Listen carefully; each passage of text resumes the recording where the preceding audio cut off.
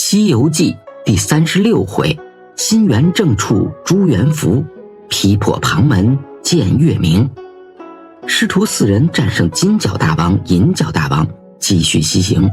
掐指一算，从长安城出发至今已经过去了4、5个年头，竟然还是看不到雷音宝刹的影子。唐僧不禁有些懊恼，还好有孙悟空给他打气，带着这支队伍继续前行。不多时，他们就来到一个叫射箭宝林寺的地方。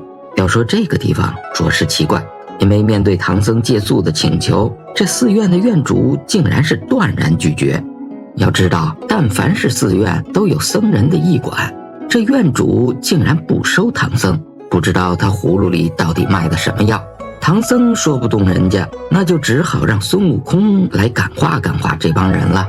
只见孙悟空一棒子下去，就将寺院中的一个石狮子打了个稀巴烂。院主看到这番景象，不敢推辞，就只能把师徒4人引了进来。当天晚上，一轮明月高悬空中，唐僧看着月亮，想起了自己的家乡，不禁心情激动，口占一首古风，用来表达自己思乡的情感。唐僧看着月亮，只能想到故乡，看来真是俗人一个呀。孙悟空看着这轮满月，想到的却是内心平和。农历初1看不到月亮叫做晦，是阴气最重的时候；农历15则是一轮满月，叫做旺，是阳气最重的时候。太阴太阳都不好，非的是初8、22这样的日子，只有一半的月亮露出来，阴阳平衡才是最好的日子。做人也是这样，只要内心安定，阴阳协调，才能保证完成取经的任务啊。像唐僧现在这样动不动就去思乡，可是不行的呀。沙僧见状也来补刀，他说这阴阳5行之中，木火为阳，金水为阴，而土则是半阴半阳。如果能用土从中调和，那么即便是水火也可以互相搀扶着前进。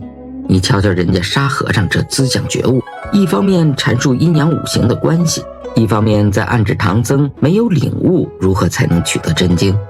要说这取经队伍当中有5个人，其实也对应着5行关系。有一种说法是孙悟空对应金，猪八戒对应木，沙和尚对应土，白龙马对应水，而唐僧呢则对应着火。5个人合在一起，同心协力才能取得真经。若是貌合神离，分崩离析，那就啥也取得不了了。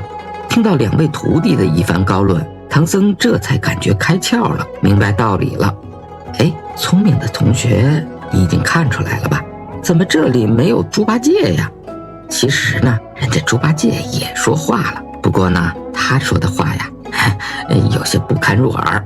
他说的是师傅，你别听那2个人瞎说了，你看都耽误人家睡觉了。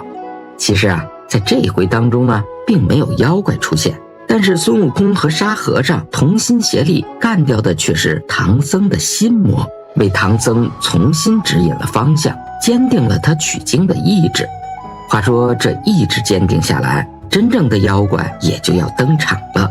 那这妖怪究竟是谁呢？咱们下回分解。